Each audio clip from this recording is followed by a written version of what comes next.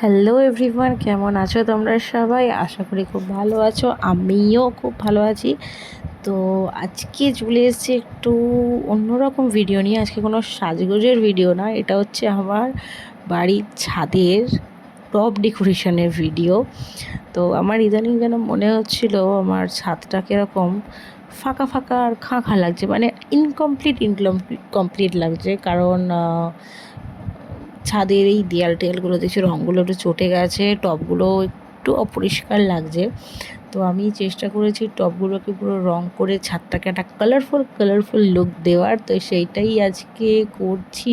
আর তোমরা জানিও তোমাদের এই ভিডিওটা দেখতে কেমন লাগলো। আর আরও কালারিং ভিডিও নিয়ে আমি আসবো।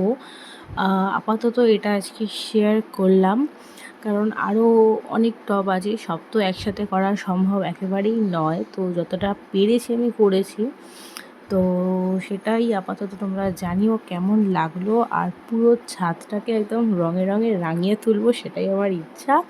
তো এই দেখো, এটা হচ্ছে আমার ফাইনাল লুক। খুবই সুন্দর তো লাগছে দেখতে। আমার তো মনে হচ্ছে আর ব্যাপারটাকে সাজালে আরও ভালো লাগবে।